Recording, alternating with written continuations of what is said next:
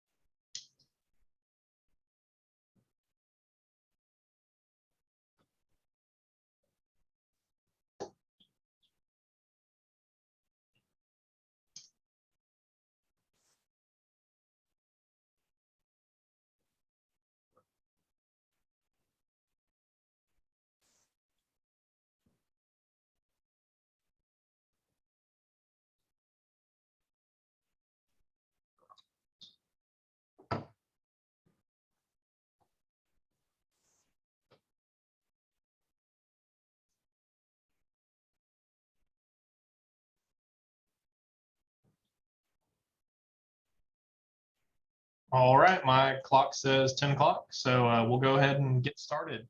So good morning, everybody.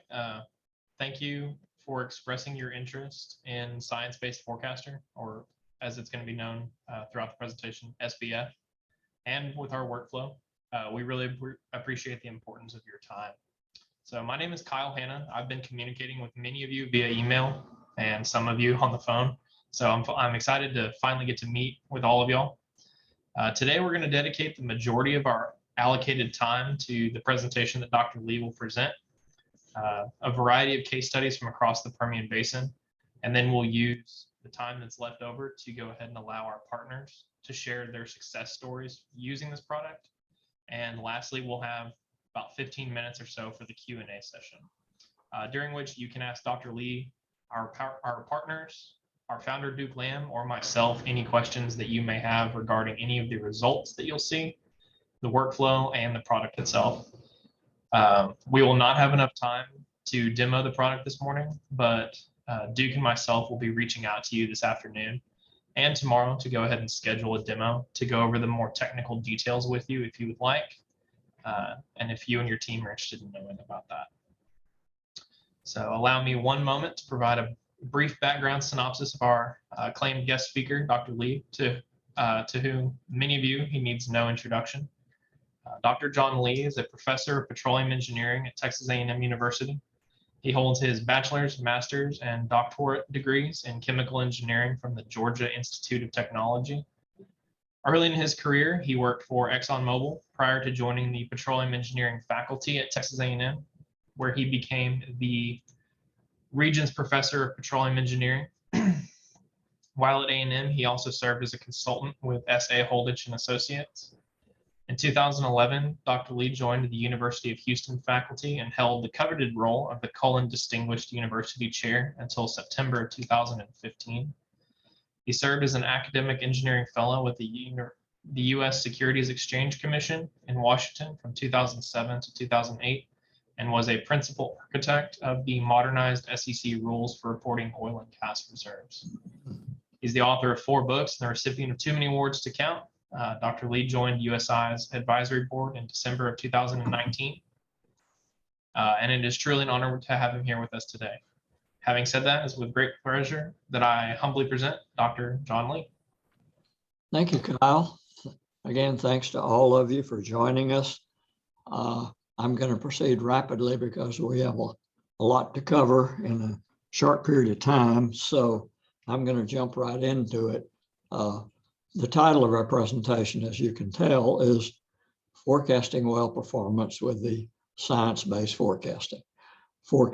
And we'll be looking at a comprehensive set of case studies from the Permian Basin. So let's proceed to the next slide, if I can get this working.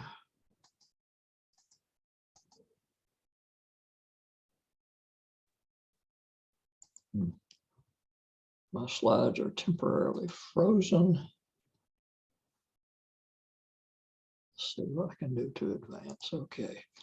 All right. The objectives of our presentation today, we want to explain the workflow in the Science-Based Forecaster, or SBF.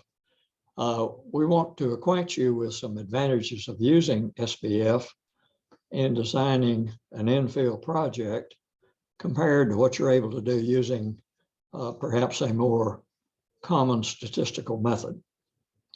We're going to present a series of case studies in which we're looking at determining optimal infill spacing and the timing in which those infill wells are drilled in order to maximize ultimate recovery, doing all this with SBF.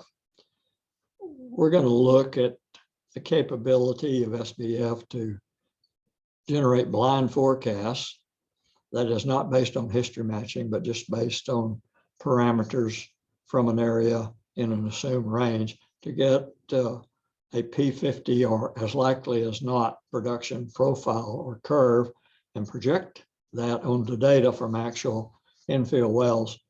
And we'll demonstrate the accuracy of SBF even without actually history matching the data at first. We're going to look at generating plots of EUR versus well count and see how as well count goes up, EUR is affected. And we're going to look at how the EUR is per well is degraded depending on the spacing assumptions that we make or the timing assumptions that we make. And ultimately, we're going to be able to determine the optimal development scenario and whether to proceed with putting in lots of wells or not so many, and also look at developing from top down and situations with several benches, or whether it's better to develop from bottom up. Now, for background, let's note that we're really looking at a drastically different oil and gas industry today. What we have in the slide on the left is some quotes which came from investor presentations to banks and so forth in the fourth quarter of 2018. And these presentations really focused on attempts at record growth, record volume, development at a rapid pace. And then just a couple of years later, in the third quarter of 2021, the focus had changed entirely. And the focus became one on capital efficiency, paying down debt, generating free cash flow. So the industry's focus changed dramatically for several reasons. Well, with fundamental shifts like this in the way we operate, why not consider also needed changes in the way that we forecast future production? Now, the typical way that we have of forecasting production as we develop leases is to use traditional type wells. Many of you refer to these as type curves, but I'm going to use the term type well. Now, type wells are based fundamentally on empirical decline curve analysis, in which we find an empirical best fit to observe production data for individual wells. Those fits are valid only for one specific set of reservoir and completion properties. And those decline curves and the forecast of those, they model well-to-well interference only if that's present in the historical production that we've matched with our decline curve model. And if we have areas with no historical production, there's no way we can find a tight curve match there because there's no production data to match. Well, this leads us then to type wells, which are simply averages of multiple decline curves, and they're averaged into one type well. And the purpose of that type well is to forecast future well performance within a given area, an area from which the decline curves came that were used to generate the type well. Now, there are some fundamental problems with these traditional type wells. They are not able to answer questions like those that we have on the slide, like what is the optimal way to develop this asset? How many infill wells should we drill? Where should we drill them? When should we drill them? What's the impact of tighter or wider spacing?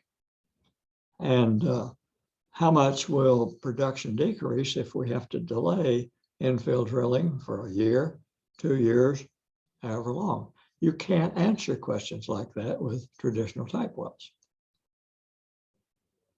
You know, how could we possibly answer these sorts of questions with just a statistical average production profile?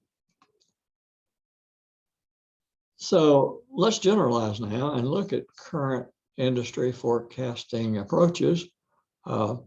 We have the empirical methods approach that we've just outlined. This likely is going to lead us to the quickest results. But the fundamental problem with these empirical methods is they lack any sort of physical basis. They really are not based on modeling flow through porous media. They're based on curve fitting. Another approach with a stronger background in fluid flow fundamentals is to use the analytical solutions which are available in rate transient analysis software. For example, the IHS Harmony software, Kappa software. We can use these. The approach might be to history match early data, and as long as the flow is generally transient flow, that is, the production profile has not yet been affected by reservoir boundaries, we can match that data and estimate permeability and fracture half length from a best match of the data. And then we can model what happens once we begin to drain the full drainage area associated with each well. We can look at varying well spacing by changing the size of the area that the well drains and look at different alternatives. An approach which many consider to be considerably more rigorous, because these analytical solutions in rate transient software are based on a number of simplifying assumptions which don't capture everything that's going on in the real world. So if we want to capture those, we might say, well, let's use numerical simulation, reservoir simulators. The problem with this approach is it's very time consuming, it's very expensive, it requires extensive reservoir characterization. Numerical simulation, fundamentally uses material balances on individual cells and then lumps those into a material balance as a whole, but it does not easily or at all take into account all the non-ideal conditions that actually occur in reservoirs. And so it is likely to result in an idealized estimate of ultimate recovery. Well, the problems with these approaches create the need for a better approach. And we will suggest to you that that better approach is science-based forecasting, or SBF, which we will suggest to you is a physics-based approach to forecasting. We input actual reservoir completion, production, and pressure data. And based on this data, we identify candidate or possible simulations that we can use given parameters which are within ranges that we believe to be appropriate in a given area based on information available in that area. And so given this opportunity to identify candidate simulations, then we retrieve appropriate simulations from trained neural network models and use these as a basis for history matching. Now, why go to neural network models when we've got these candidate simulations?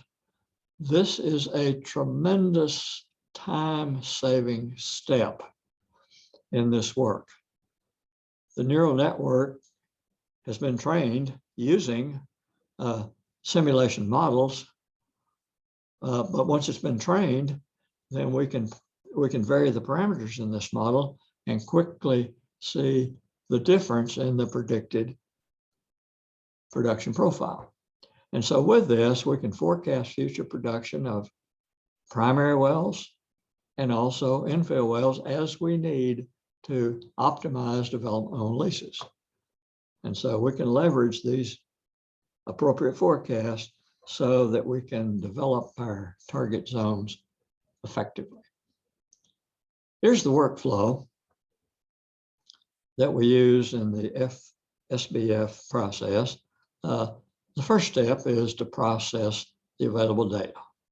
And so we create base case simulations, and then we adjust the parameters to the kind of outcome that we're seeking to examine and display the simulation curves, and then we export and store the results in a database.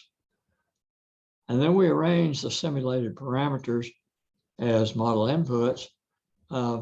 We calculate a parameter which most of you are probably not familiar with. It's specific to SBF, but it's an index called FDI, which basically is a measure of the volume within the stimulated rock volume between wells that overlaps. And the more overlap we have, the more interference we're going to have. We're going to have it sooner with lots of overlap. So we calculate this index, and I'll quantify this a little bit later in our presentation. But we're looking for interference effects. That's really a key to appropriate development scenarios for our infill drilling programs, or for understanding the historical performance in leases that are already somewhat developed. Well, at this point, then we build our model, we apply all our calculated inputs and train these neural network models, and then we create models with the lowest mean square difference between calculated production and observed production.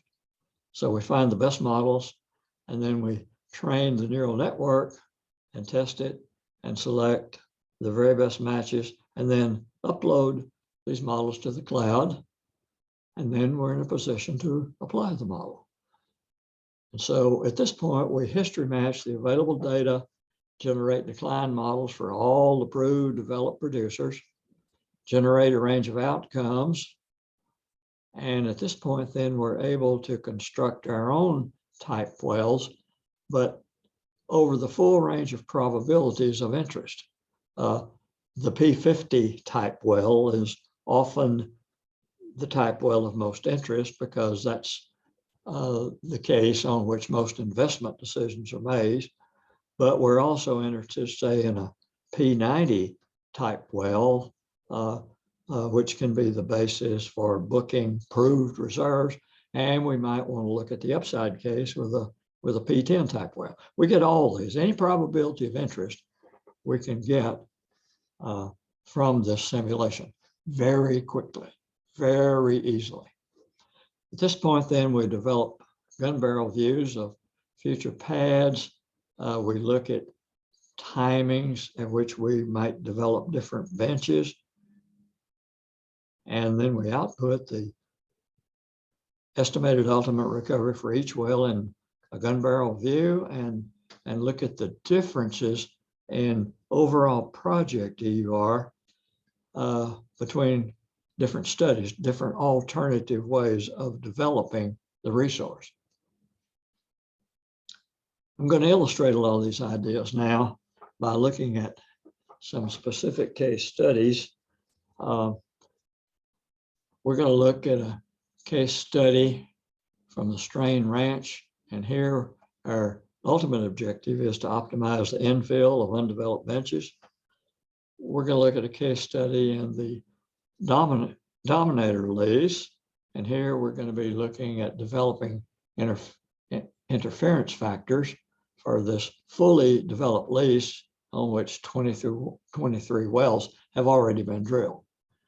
We're going to look at the Eider Federal, and here the objective is to optimize infill scenarios following primary development. We'll look at the Chevy Blazer, and here the objective is to forecast the performance of secondary infill wells.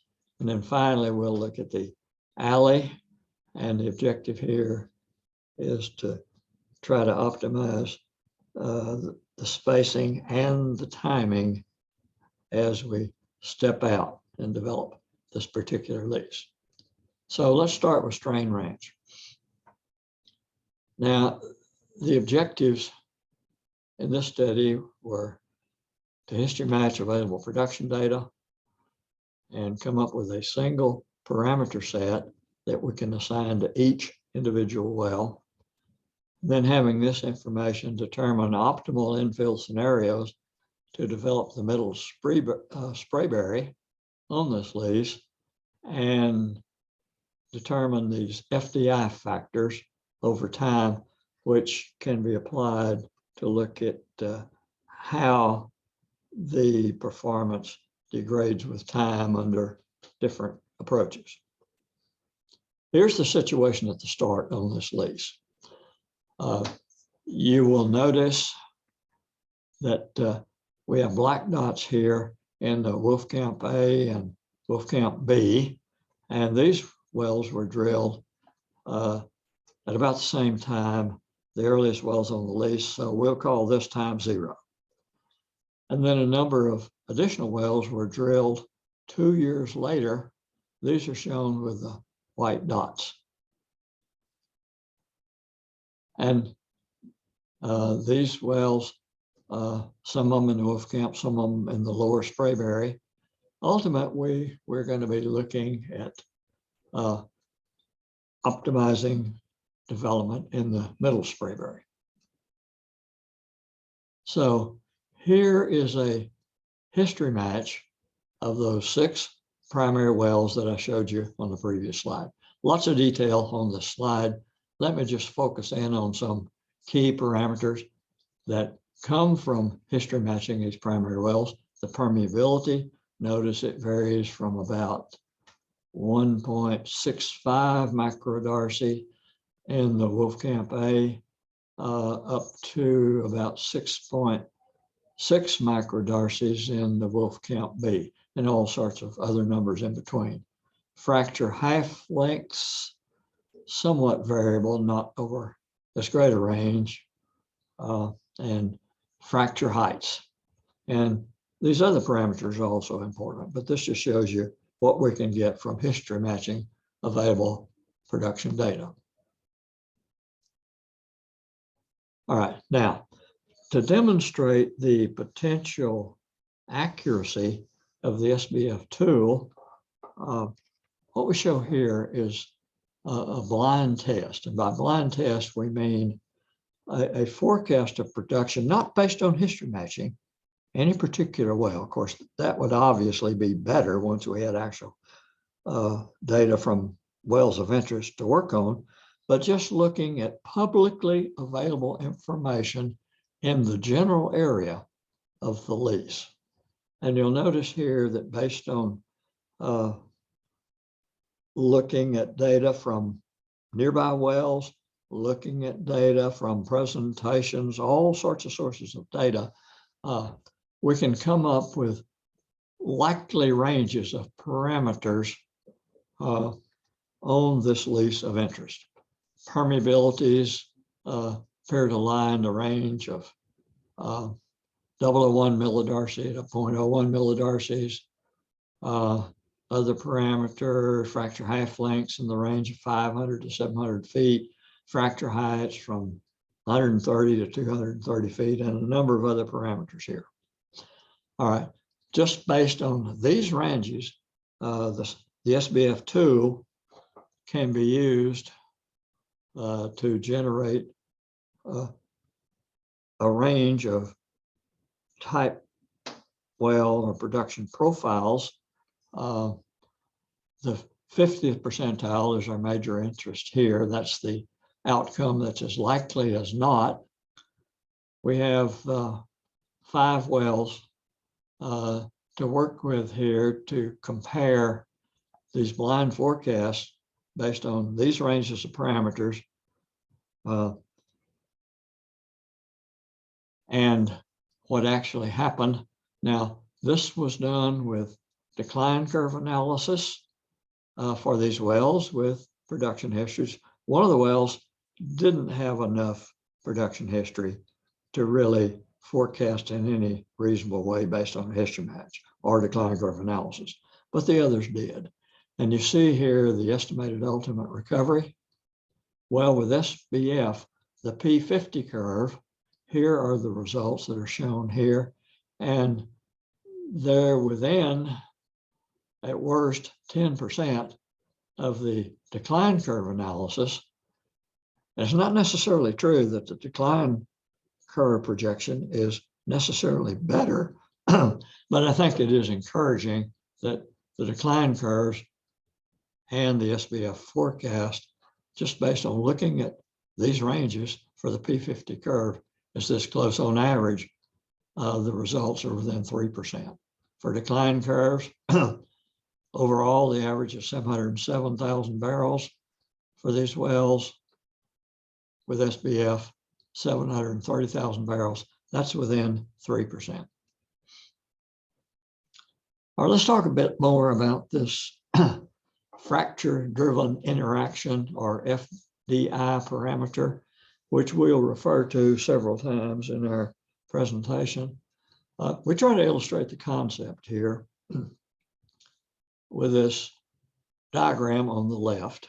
Suppose we have 2 wells that are offsetting each other, and these 2 wells have a fracture half length, X sub F, for well 2, as illustrated here, and for well 1, as illustrated here. And notice that within the stimulated reservoir volume, which is generally that volume out to which we have fractured, that there's a bit of overlap in the volume of that SRV, which we have in common with these 2 wells.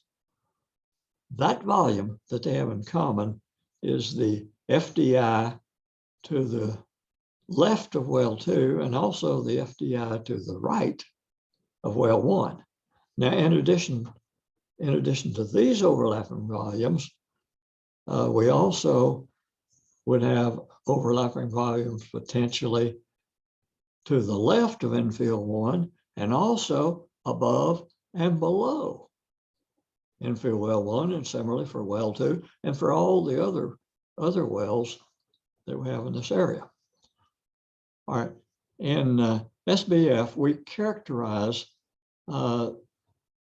these FDIs with an index. If the volume that interferes is between 1 and 20%, that's given an FDI index of 1. That index grows if it's from 81 to 100%. The FDI index is 5, and actually 100% is not the limit. We can have multiple overlapping from multiple wells. And so, for example, when that amount of overlapping goes up as high as 120%, the FDI index is 6. So again, the limit is not 100% overlap. All right, we'll keep that in mind because we're going to use that parameter in some of the exhibits that follow. Now let's go back really to our central focus that we had in looking at this lease, which is to look at a proposed infill program in the Middle Sprayberry. These red wells, and you'll remember that the black wells were drilled initially, setting time 0. The white wells drilled 2 years later. All right, this infill program is going to occur 1 year after the initial development or infill wells that we have, additional development wells in this area, these wells shown in white. So the questions are, how many wells should we have? Questions like these for the Middle Sprayberry.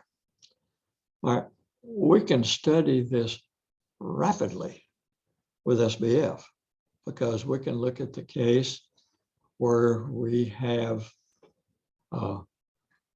2 wells in the Middle Sprayberry, 3, 4, 5, 6, and look at the average EUR per well for each of these cases. Notice there's not much difference between 2 and 3 wells, which means that in these cases, there's not a great deal of difference. And look at the horizontal FDI, this overlap in volume drained commonly in the 2 cases, and the FDI is 0 for both 2 and 3 well cases. But when we drill 4 or more wells, there's considerable and growing overlap, which we see here. And look at what that does to the average EUR per well. It decreases steadily as we add more and more wells. There's another issue here, other than well spacing and looking for the optimal development program, and that is when we should drill these infill wells. So let's look at the specific case. Let's say we've agreed that 2 infill wells in the Middle Sprayberry are sufficient. But let's look at what happens as we delay the programs for various periods of time. Of course, the well degradation, if there's no delay at all, if we drilled the Middle Sprayberry immediately, there would be no degradation. But if we delay for a year, this red curve gives us the average percentage degradation for the wells drilled in the Middle Sprayberry. And notice it is quite substantial given even only 1 year's delay. And with 3 years delay, there's even more degradation, and 5 even more. For the Wolfcamp B, that's the yellow curve. There's some degradation. For the Wolfcamp A, perhaps less. For the lower Sprayberry, notice that if there is a delay in developing the Middle Sprayberry, these wells pick up some production from the offsetting benches, and they at first would tend to increase, but later they would turn back down. This is getting into a pretty complicated situation, and I think what's of major interest is the overall result for this entire lease, the full field roll-up. And we see that overall, that if we delay, we have degradation of individual well performance on the average of something up to about 10%. So the conclusion is the sooner we develop, the less degradation we're going to have. So here are our conclusions from looking at this strain range example. One thing that I didn't emphasize in going through these slides was that the operator changed the completion design in the Wolfcamp A and B after the initial wells, those black dots on that earlier map, after that round of development, when the later white wells on the diagram were drilled, turned out that from history matching the production histories for those wells turned out to have more effective fractures, longer fracture lengths,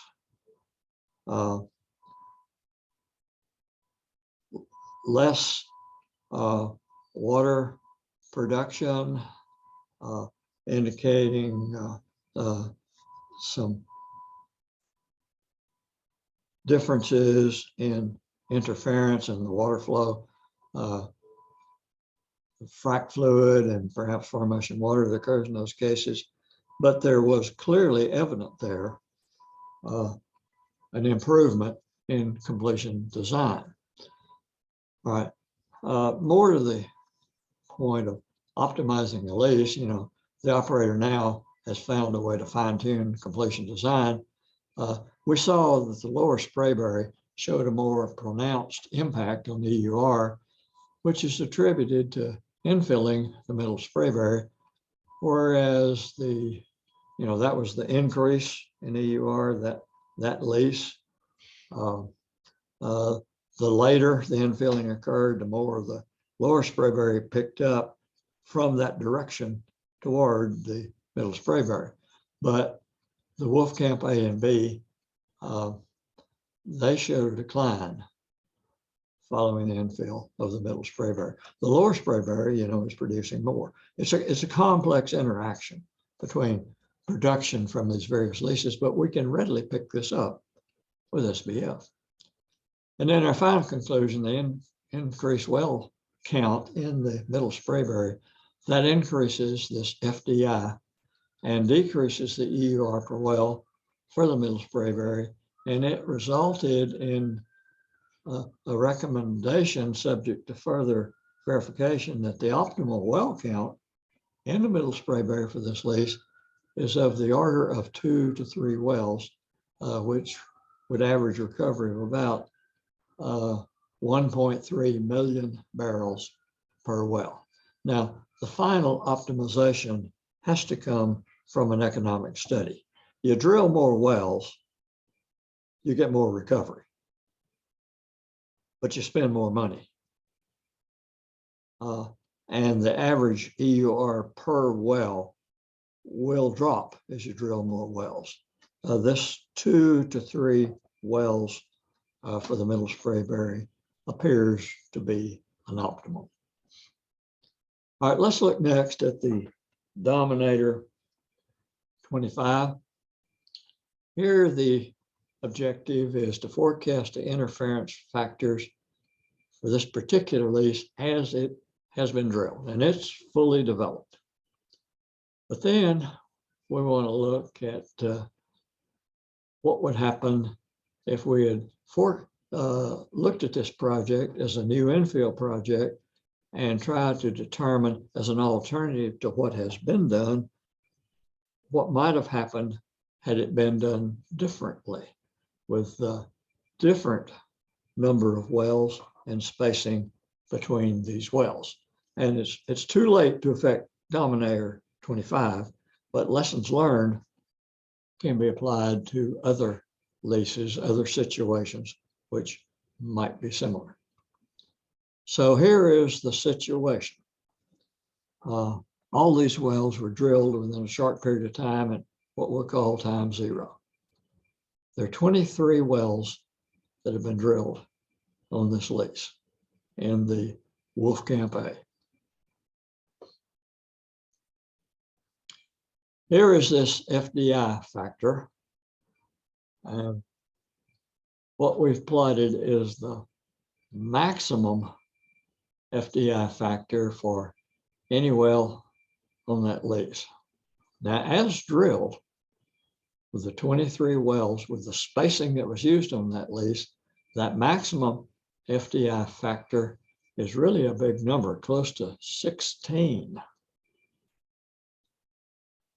Now, looking at the spacing as drilled, and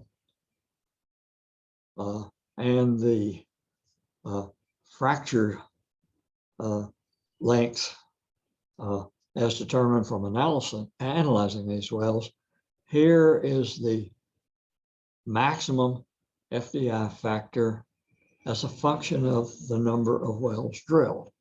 And with 4 wells drilled, it's near 0. 6 wells drilled, it jumps up to 4.5 for the maximum FDI factor for any well, and it goes on up to as much as 14 or so, 14.5 for 25 wells. Notice that that is less than the maximum FDI factor as drilled. In this study, the spacing was constant between wells rather than the somewhat irregular spacing on the lease for the wells as drilled. Let's look at a blind forecast on this lease. Now here, again, the idea was to find available data in the area, not history matching these wells at this point that have already been drilled, but looking at data in the area and looking at likely ranges of parameters. And you can see the permeabilities varying from 0.001 to 0.01 millidarcies, fracture half lengths varying from 480 to 680 feet, fracture heights from 200 to 600 feet, other ranges of parameters. And based on this, within SBF, we can run a Monte Carlo simulation selecting parameters from these ranges and come up with a P90 production profile or type well, a P50 type well, and a P10 type well. All this from SBF. Now, the actual wells on the lease, their profiles, recovery versus time, are shown here with these curves that are shown here. Let's compare those actual production profiles, and which should reflect average values. Let's compare those, the P50 of those actual profiles to the P50 from SBF. All right, the actual well profile, P50, that's shown with the red. That's the median of all those actual profiles. The P50 from SBF is shown with this dotted red line. At 30 months, the difference is about 28%. But remember, with SBF, we haven't done any history matching of actual well data. If we take these forecasts all the way out to a 30-year well life, the difference ultimately in 30 years becomes 12.5%. Now notice the SBF forecast for these early times is the P50 curve is a bit lower than the P50 curve from the wells based on their actual performance, but ultimately the P50 forecast is greater than that from the actual wells, 334,000 versus 292,000, and the two are within about 12.5%. This is pretty close without having done any history matching of actual performance data on this lease. Now here's a look at the history matching now, proceeding to that, for a typical well on this lease, just to show you how well SBF can match, and again, do this very quickly, actual production histories on this well. This green curve is a plot of the ultimate or the cumulative production versus time. And notice that match is quite good for the available history for 30 months. Here's a match of the rate versus time, oil rate versus time. Here's a match of gas rate versus time for this well and the cumulative gas production versus time. Here's a match of the water production from this well. Now, here's an interesting aspect of SBF. There were no publicly available pressure data reported on these wells, and therefore, the analysts in this case had to assume constant flowing bottom hole pressure. That's shown with the black line here. Well, SBF said, given the match that we have for all gas and water rates, the actual bottom hole pressure profile had to have looked something like this before it finally plateaued at some lower level. In other words, this well, although we don't have the facts in hand, which indicate what kind of choking back was done, it's pretty clear that this well was choked back and reached a more or less constant flow bottom hole pressure only after several months of production. This final graph here shows the gas oil ratio and the match with SBF and then the actual performance in black. The ability of SBF to match is quite good. And I'll repeat, because of the way that it's done using this neural network, it's done extremely rapidly, not a tedious, time-consuming process as in conventional reservoir simulation. Here is a look at the average FDI factors versus time again, and versus well count for different well counts. Now, an FDI level of 5, as you may recall from looking at that table earlier, that indicates that 100% of a well's SRV overlaps with that of other wells. Well, as we see here in the Dominator project, the average FDI factor for an individual well approaches 5. It's about 4.76 on the average for all these wells. Earlier, I showed you the maximum FDI for any well. Well, here we're looking at the average for all wells. And so these approach 5 rather than 15 or 16 that we saw earlier. But what this indicates, and the key point I want to make here, that with this lease as developed with 23 wells, this Dominator project really is suffering from near 100% interference. Here's the average EUR per well versus well count, and we see it coming down as we add more wells. In examining this situation more closely, it looks like the optimal well count that might have been resulting in a better outcome is on the order of 6 wells to develop the entire lease.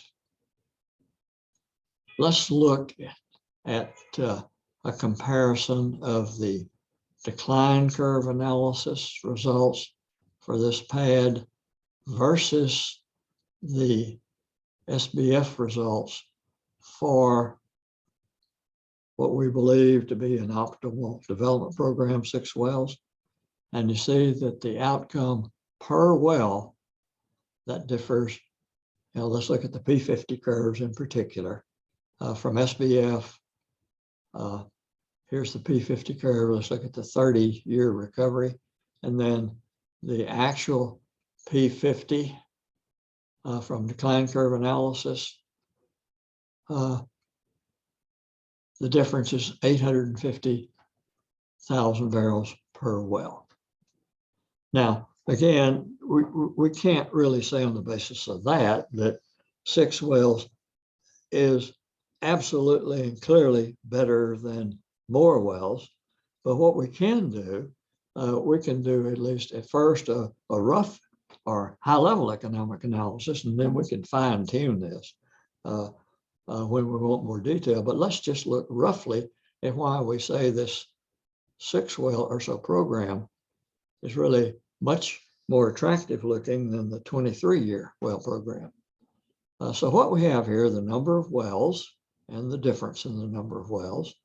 The average EUR per well, it was 1185 with 6 wells in a 30-year program, 334 with 23 wells. That's a difference of 851. The total EUR, now the total EUR is greater with 23 wells. That's inevitable. Put more wells in, you're going to get more recovery. But the recovery is not vastly greater. It's 7.68 versus 7.11. The revenue from that recovery, assuming $60 per barrel oil. But look at the difference in the drilling and completion cost.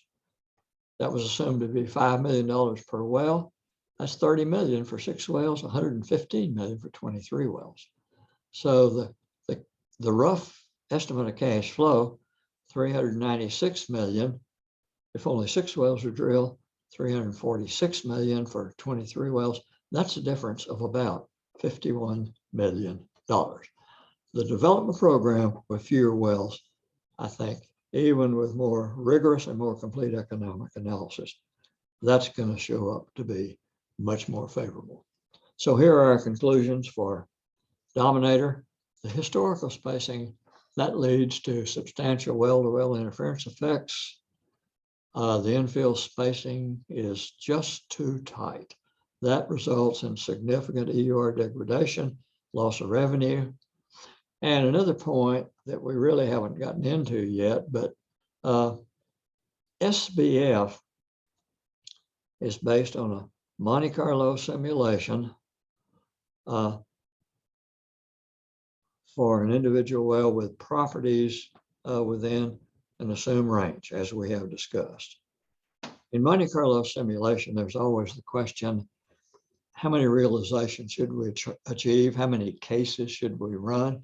And one of the things that was discovered here was that there's no increase in accuracy in the estimated ultimate recovery if we go to more than 100 realizations per well. In other words, you can get an EUR just as accurate with 100 wells, 100 cases, as with 1,000 or 10,000 or more. This is a tremendous potential savings in time for running these simulations. Again, assisted greatly by this neural network, but also by the fact that this work converges over the final answer quite quickly. The difference in this case between 100 cases and many more cases was at most about 1/2 of 1%. All right, let's go now to our next case history. This is the Eider Federal. The objective here is to history match the available production data, conduct a blind forecast of infill wells in the Wolfcamp XY, and then forecast the performance of secondary infill wells in the Bone Springs 2 and 3, and then the Wolfcamp X and Y. And here we want to look at varying the sequencing and the spacing to try to determine the optimal infill scenario. So here's the starting situation. A lot of wells were drilled in the Avalon at time we'll call time 0. A year later, 3 wells were drilled in the Wolfcamp AXY. And the big issue is optimal development program for the Bone Spring. All right, here's a blind forecast again to give us confidence in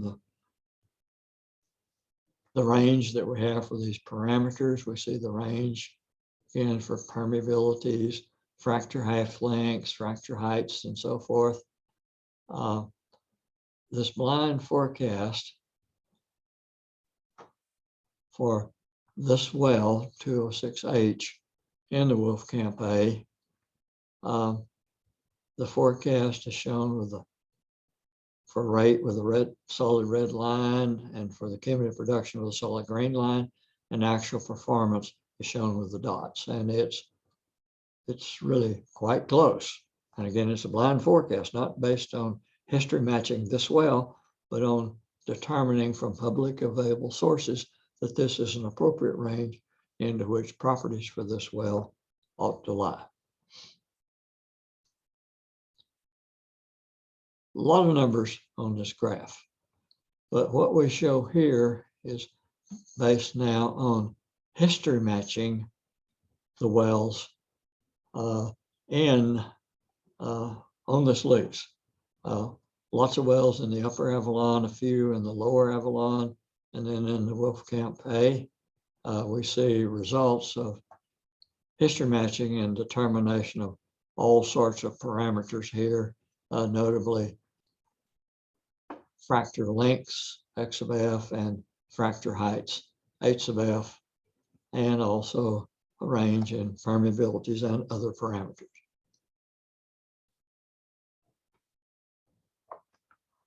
Now, here are the values that were ultimately used in looking at the infill wells in the Bone Spring based on this preliminary work. These values that are shown here were selected from a history match of some production history for an offset operator. And note the parameters that are used here. Again, I'll focus on permeability in the second Bone Spring, about 0.1 millidarcy, and the third Bone Spring about 0.25. So the difference in these of about factor of 2.5.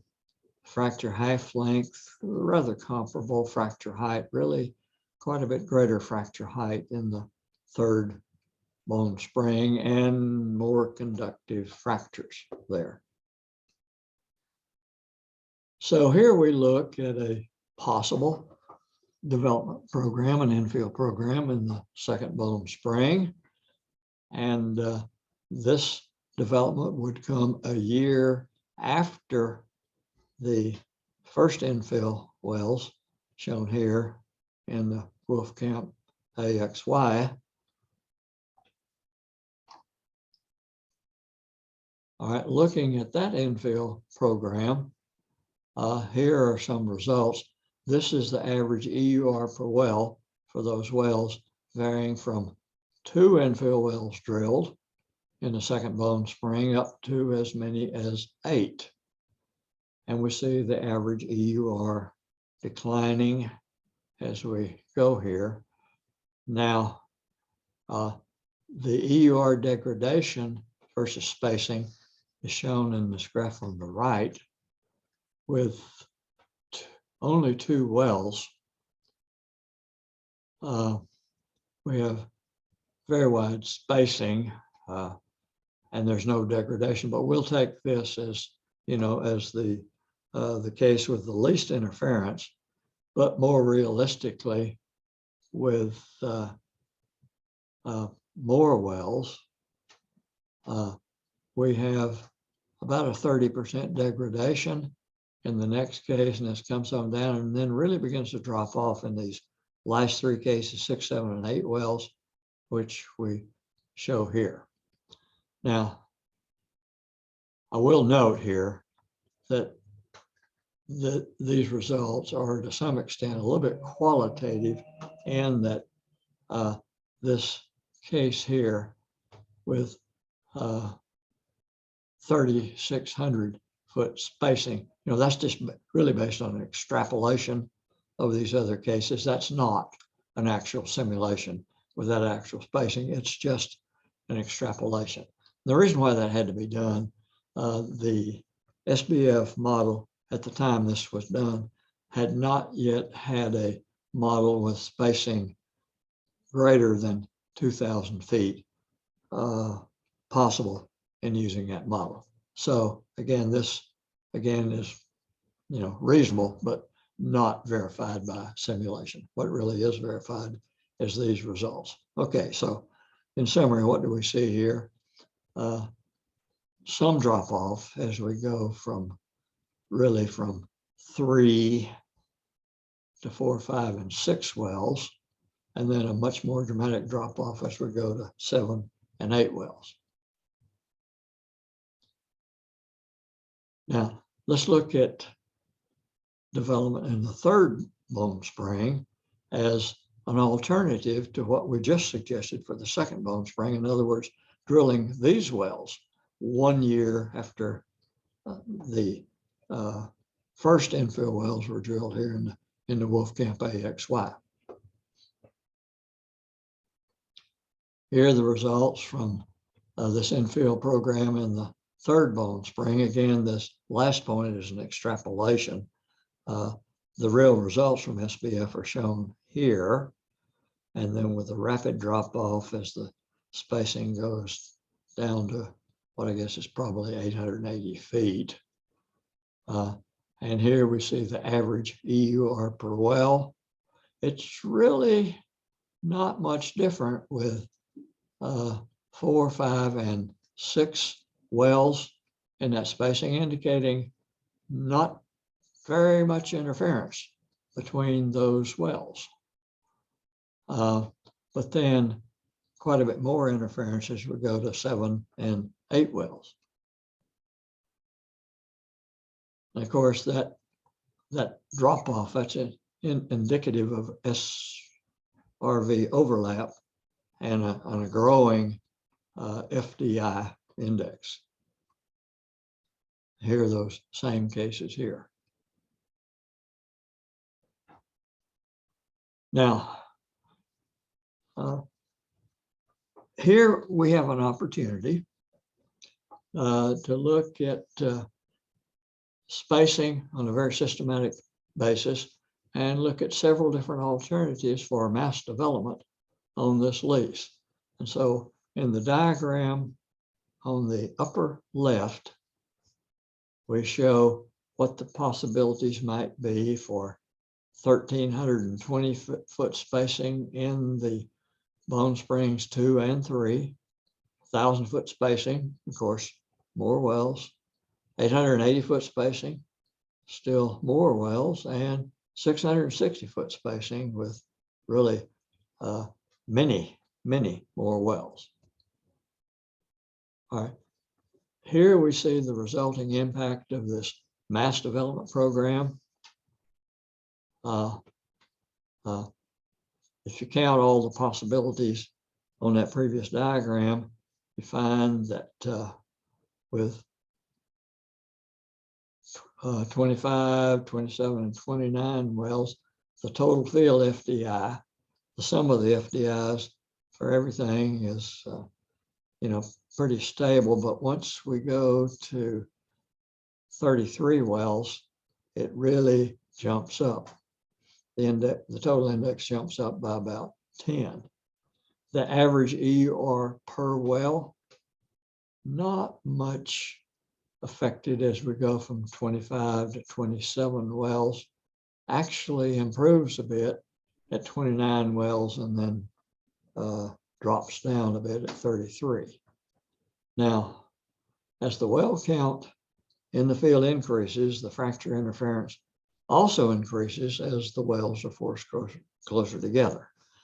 That has a negative impact on the EUR per well.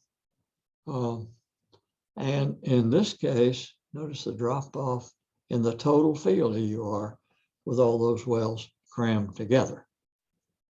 That's not necessarily an intuitive outcome.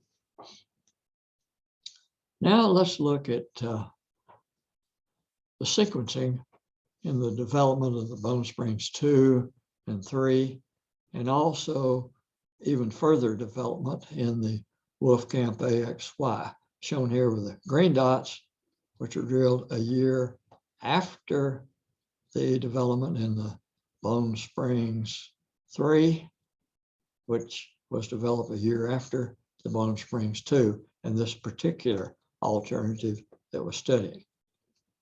With this sort of development, developing top down, let's look at the overall recovery from the lease based on these SBF results.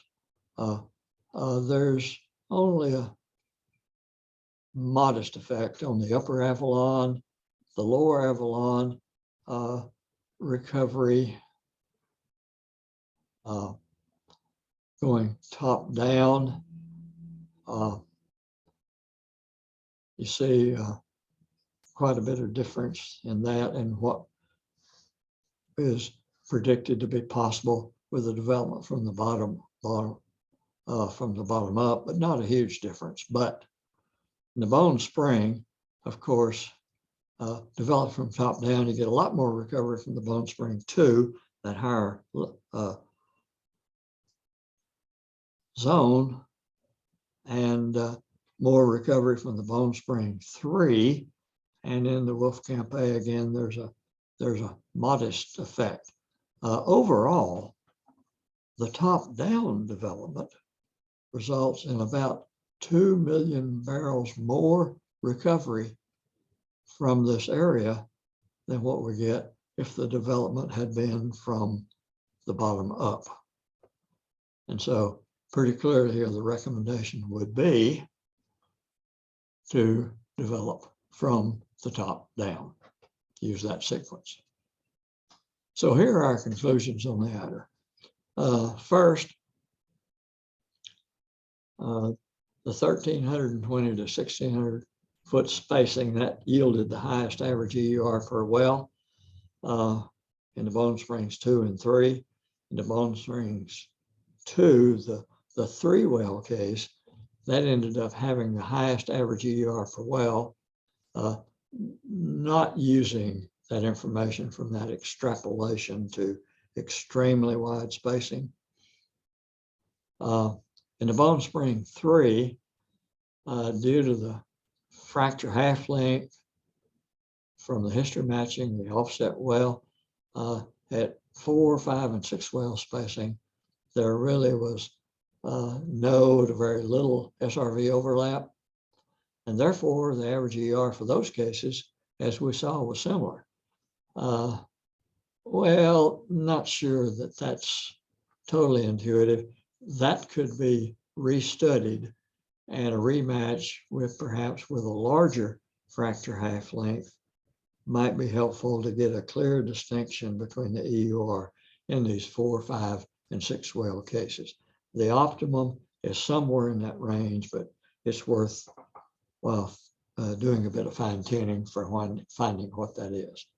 I think we can conclude here that the SBF provides a suitable line forecast for use in predicting infill well performance. And finally, in this very important conclusion, that top-down development is the more favorable development approach. It was predicted to yield an incremental additional 2 million barrels recovery in this field. All right, let's look next at the Chevy Blazer. Here, the objectives are to history match the available production data, determine the optimal spacing, but also the optimal timing in developing this lease. And then we want to construct an average EUR per well versus well count plot as a function of this FDI. So here's the starting situation.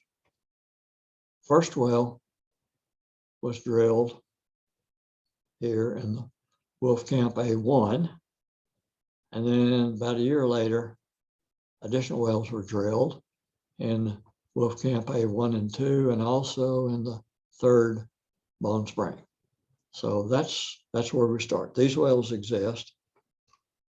And ultimately, we're going to look at development programs. Now, here's a history match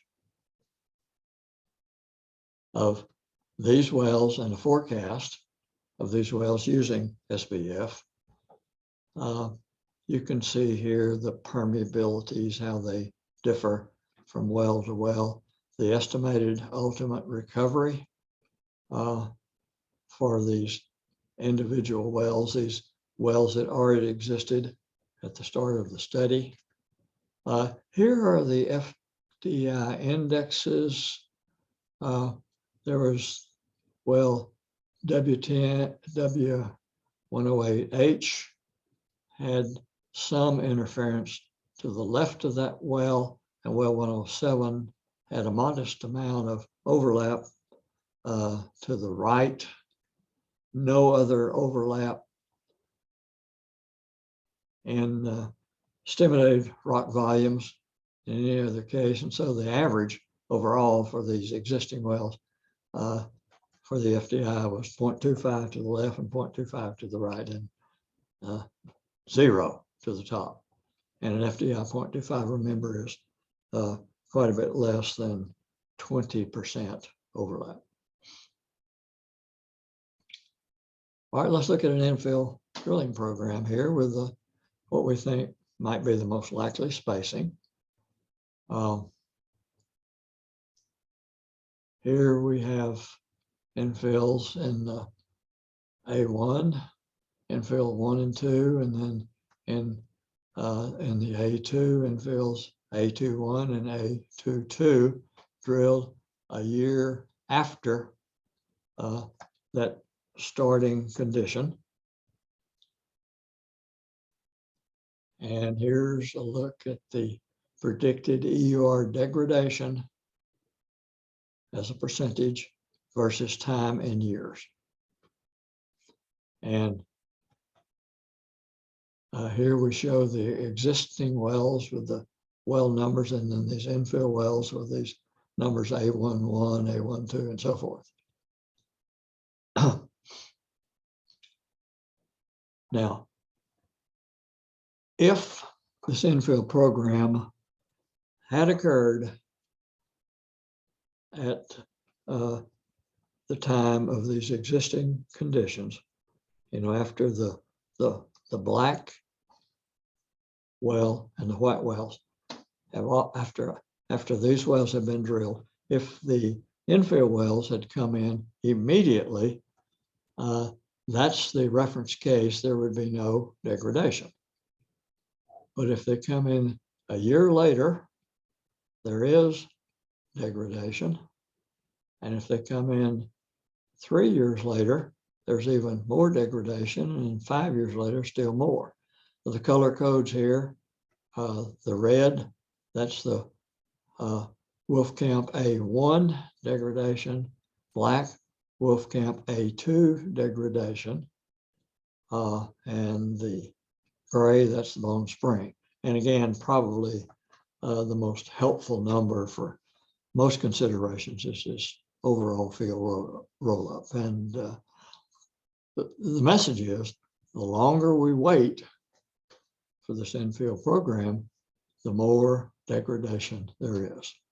We're going to be drained in these locations by the existing wells. Now here's an alternative way of developing. And here we look at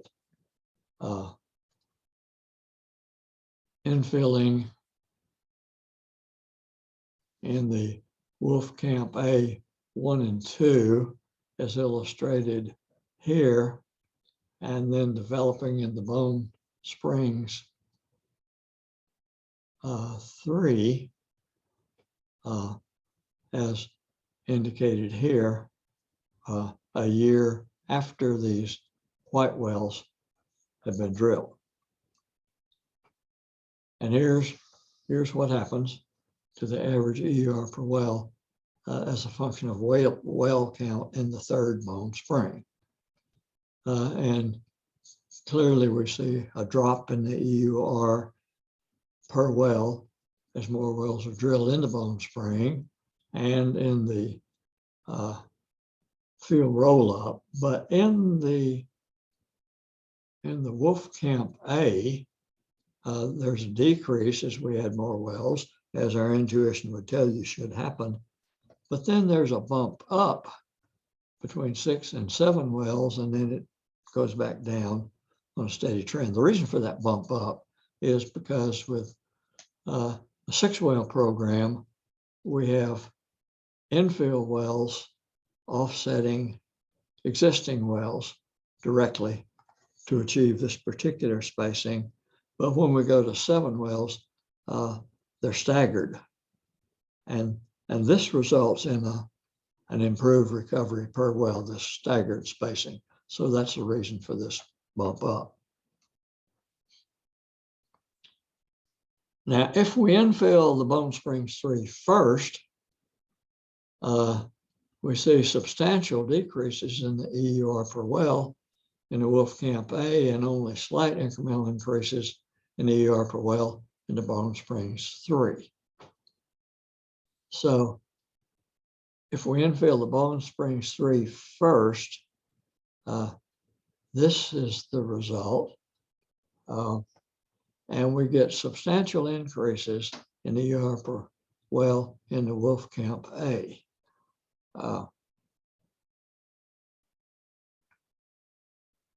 I'm sorry, substantial decreases, not increases.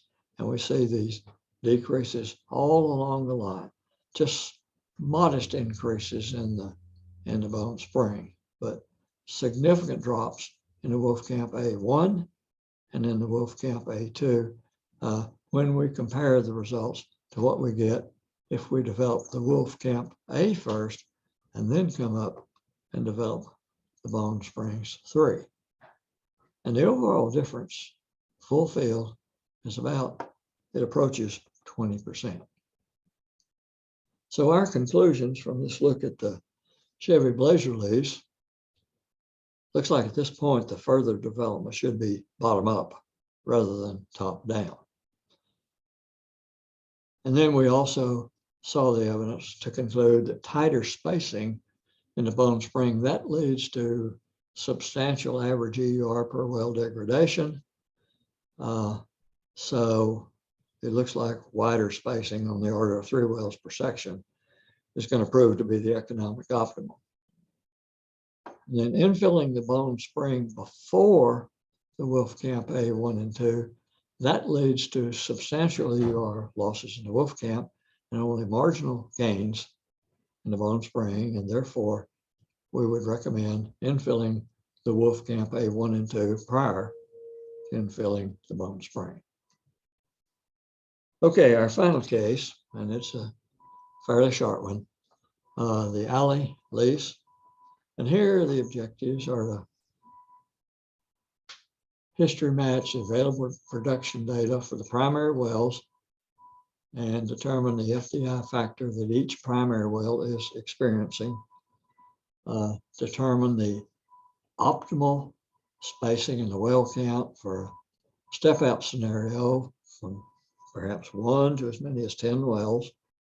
Construct these EUR degradation curves, and then investigate first, second, and third order infill performance for each of these spacing scenarios as a function of spacing and timing.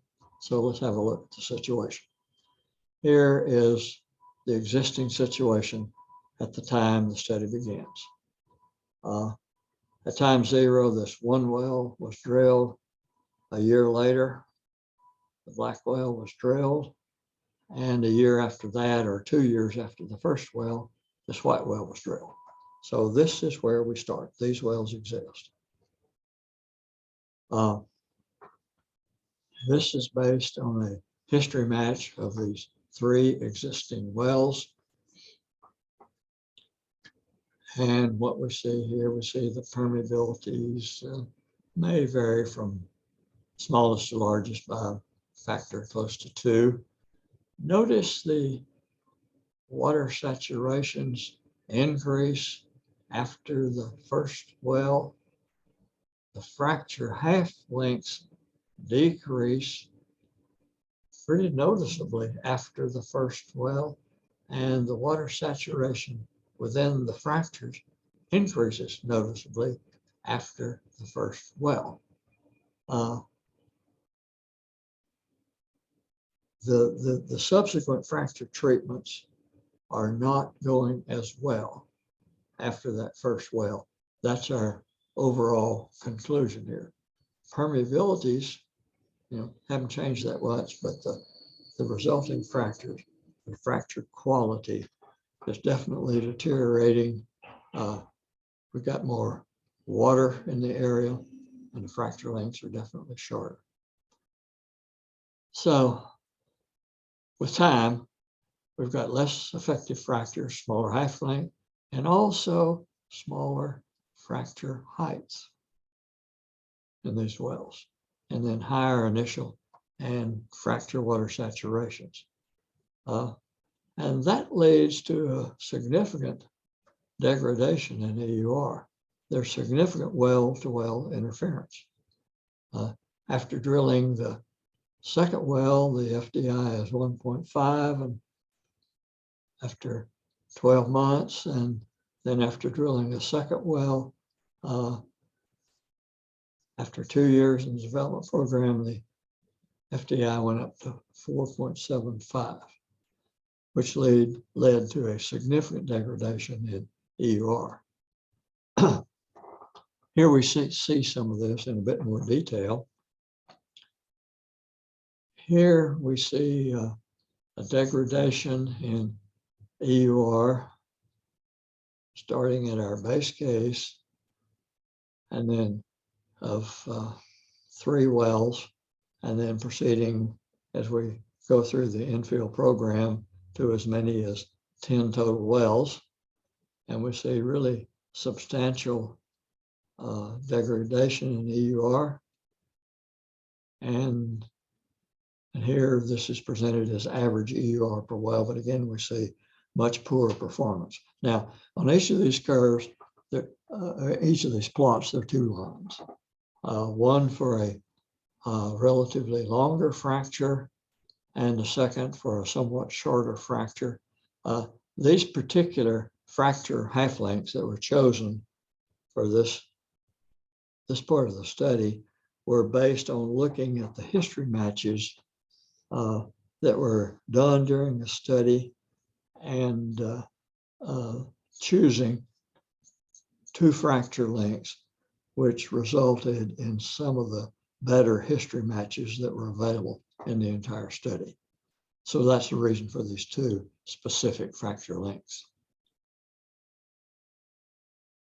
Now, here's a look at the degradation in EUR as a function of spacing.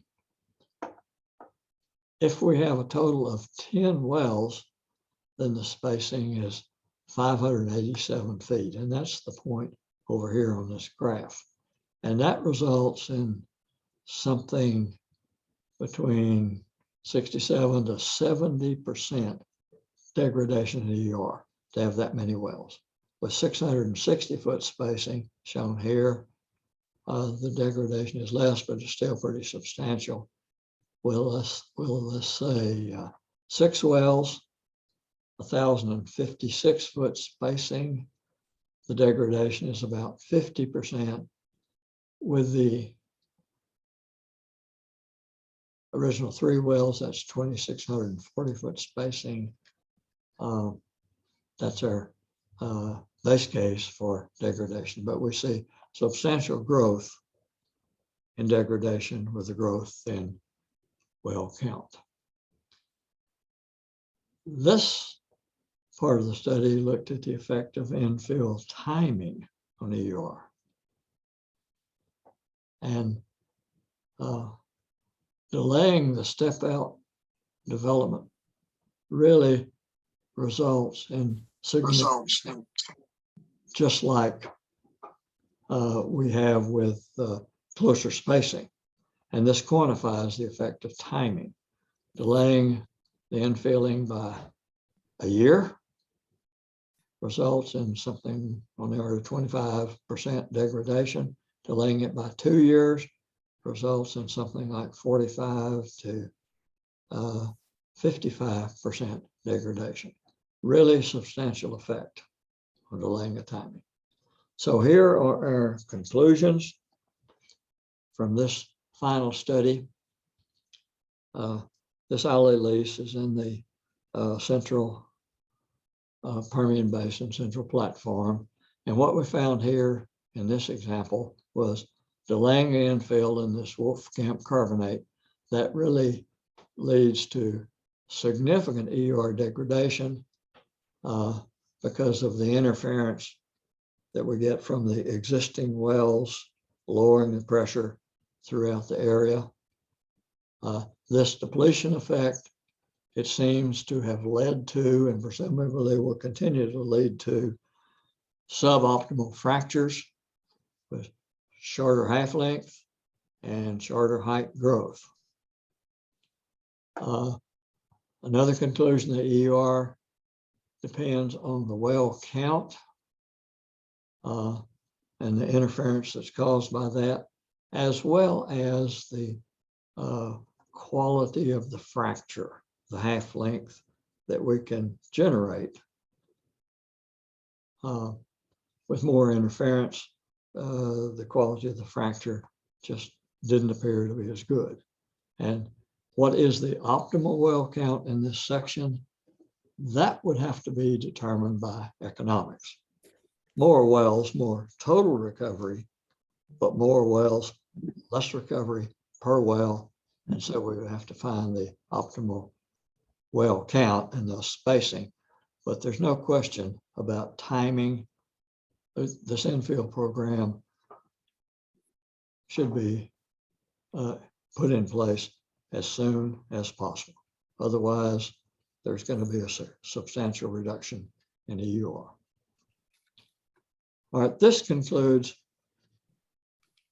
this case history part of the presentation.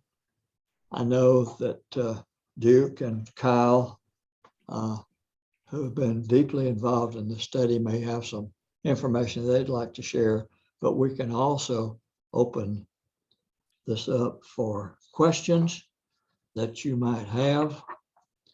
And so let me try to get out of. Thank you for that, Dr. Lee, for the presentation. Before we take any questions, we would like to give a few of our partners the opportunity to speak on how they've been using Science-Based Forecaster to solve some of their challenges that they've encountered while developing their acreage. So I guess we can go ahead and start by putting Yoshi Pradon on the spot. Yoshi is a senior reservoir engineer with Endeavor Energy Resources. Yoshi, you and Endeavor have been working with USI for several years, and you've been our designated software endurance tester. So could you tell us about your experience with SBF? I guess more specifically, how has it been working for your development plans for your acreage? Sure. The way that we've been using SBF specifically is if we have development questions, we would input the gun barrel view into SBF, and we would answer questions such as if we've already developed Wolfcamp benches, what do the degradations look like if we put Sprayberry benches on top? Or if we have primary infill well scenarios, what do the percent differences look like between the pad that's already been established versus the infill pad? We also try to answer SBF questions based on history matching. For instance, we have several wells in the area where we have PBT, and we try to use wells that we want to history match with. And we use those history match wells in developing our gun barrel views and answering those key development questions. Now we're working on with higher proppant loading, for instance, how do those history match increases look like in fracture half length or fracture conductivity? How do those look like? That way we can be more predictive in our modeling. And SBF has been very predictive in our in our modeling. Awesome. So where were you before and then after applying the workflow and SPF? Before, we didn't have an answer in terms of what would be the percent degradations would look like if we've established a wolf camp and then we overfill Sprayberry. We would typically use some analytics to assist us in answering those questions, but now we have something more physics-based to help us answer those questions. Awesome. Thank you for that, Yoshi. We also have Mark Heinen from Reliance Petroleum here today. Mark, could you speak a little bit into your experience with SPF, the workflow and the development of your assets, both on the numerical simulation as well as neural networks modeling?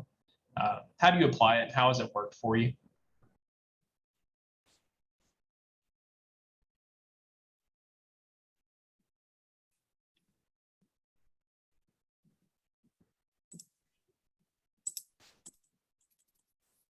Looks like you're muted, Mark.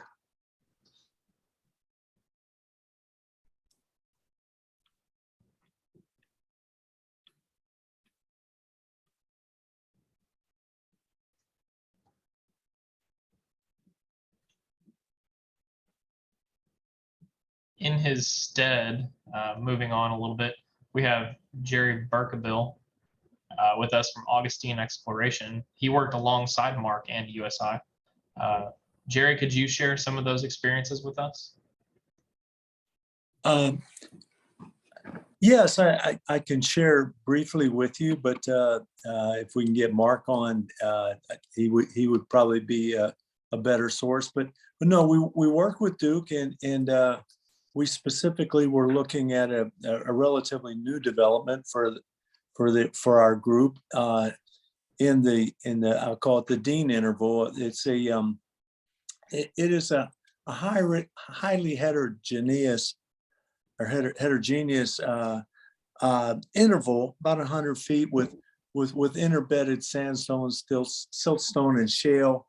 Permeability is generally less than 1 millidarcy.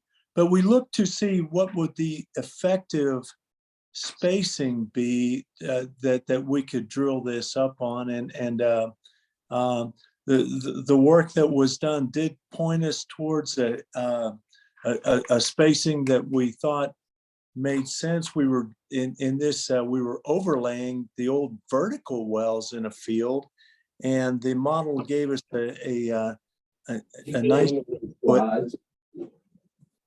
sorry, Are they? Okay. hello. Sorry about that. We had someone, I don't know if they know that they were unmuted, but they were speaking to someone else. You can go ahead and continue. Yes. Unique thing. One of the unique things about this field is that we were overlaying the horizontals across the legacy vertical wells, and the nice thing about the model is it gave us some a good summary of what the impact of those vertical wells would be, and specifically and just in general, it suggested to us that the impact did not take these wells down below our economic limits, and interestingly, we're able to drill these horizontals almost right over the footprint of the old legacy wells with good economic results. So we got spacing results, we got the results of the legacy vertical wells, and the interesting thing now is we're drilling our first infill wells at the spacing designed, and we'll go ahead and update the models with when we get the results across. So it's been a very helpful summary. We enjoyed working with Duke, and if we can get Mark back on, I think he might be able to add a little bit more color, but it was a very good outcome for us. Say, guys, can you hear me at this point? Yes, sir, we can. Okay, sorry about that. Yeah, Jerry did a good summary there. I think our project is a bit unique in that we were drilling in an existing field. There were, in our study area, we had 19 vertical wells that had cumulative production of about 1.1 million barrels of oil out of a 2.5 section area.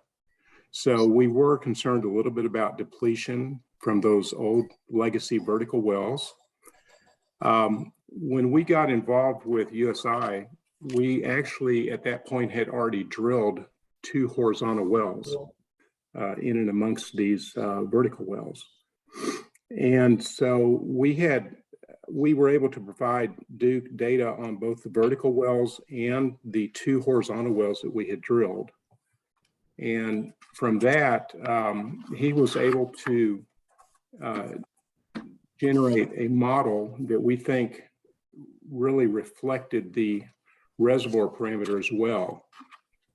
We had a lot of Schlumberger log analysis, petrophysical log analysis that we provided to Duke, and of course pressure data, frac data on the 2 horizontal wells. So he had a lot of data to work with, and we feel like we got, as I said, that we got pretty accurate representation of what we're dealing with here. So we actually have just finished drilling our first infill well. We have spaced it based on the USI model at a spacing of 4 wells per section. We fracked the well. We've not put it on production yet. We just finished fracking it. We did see what I would call a minor frac hit on the immediate 1,320 foot offset horizontal well, but it already is starting to normalize and fall back down to its original curve.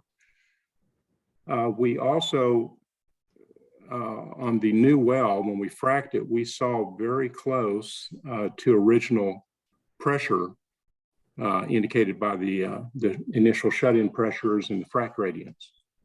So from that, I take that to indicate that we had a slight interaction with the original horizontal well, which you probably want to see so that you know that your fractures or your frac is getting over and encompassing the entire reservoir area.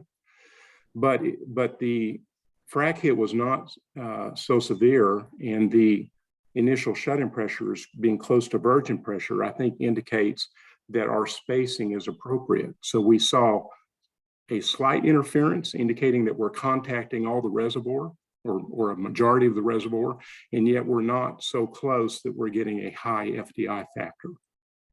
So we're going to bring that well on this month, so we'll have a little bit more idea of how accurate the results are compared to the model.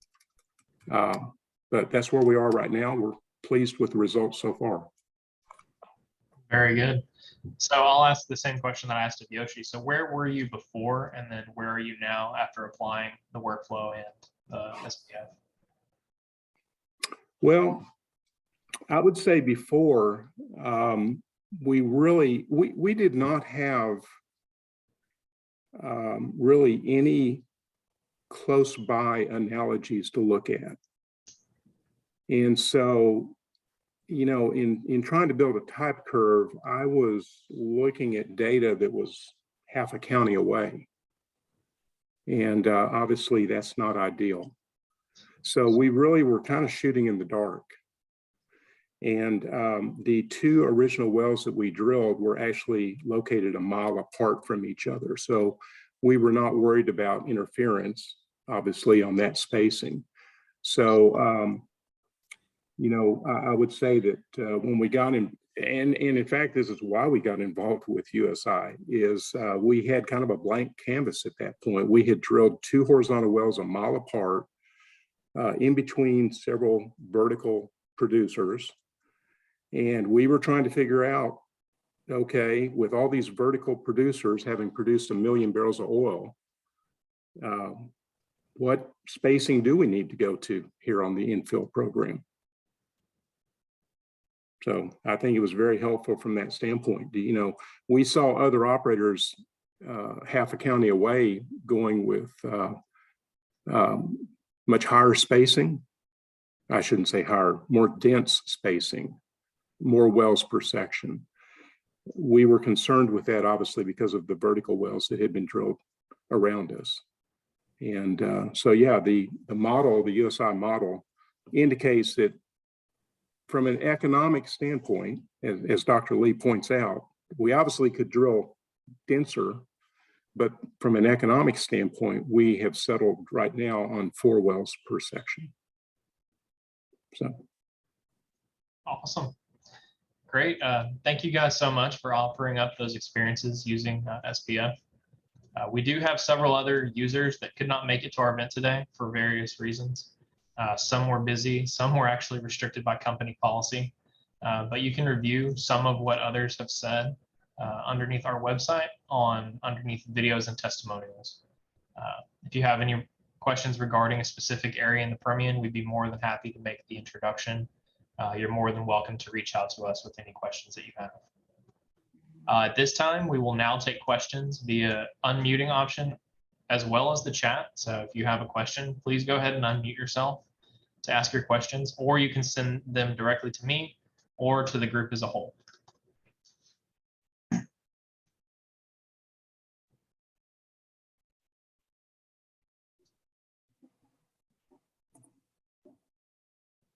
Okay, so our first question, there was at least one scenario where you showed an increase in EUR with an increase in well count. How could you explain this?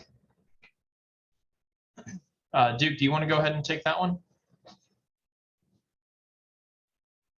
Yeah, so my name is Duke Lam, founder of USI. To answer that questions, we actually investigated a lot of scenarios in the case study that you've seen, and one particular one that the EUR actually came up was because of the spacing design. One was a stack, the other one was stagger, so it changing the FDI factor on all 4 directions, and also the timing effect of the infill also affecting the EUR. So we actually characterize the component into the spacing, into the timing, into the FDI component. So those are really the newer feature that we have in the neural network that the traditional reservoir simulation doesn't really have the capacity to address. So it still depends case by case and the parameter that you put in. So yeah, so if there's a particular area that you are more interested in discuss, we have happy to schedule that demo meeting with you and go over that. So I hope that kind of answered the questions.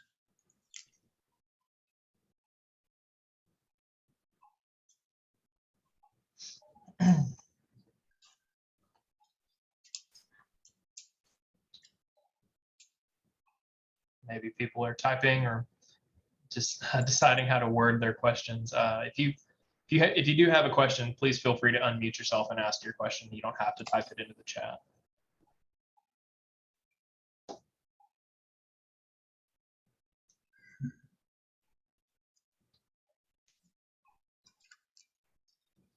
Well, I guess if there are no additional questions, we'll go ahead and wrap this up. Big thank you to Dr. Lee and to our partners who you heard from for taking the time to speak with us today. And thank you to everyone that's in attendance. This will conclude our discussion. Please feel free to send me any questions that you may have in addition to the USI team and our partners. And we will go ahead and get back with you as soon as we possibly can. Myself and our founder, Duke Lam, will be reaching out to you either this afternoon or a little bit later tomorrow to follow up with any of these questions that you may have. So that being said, have a great rest of your day.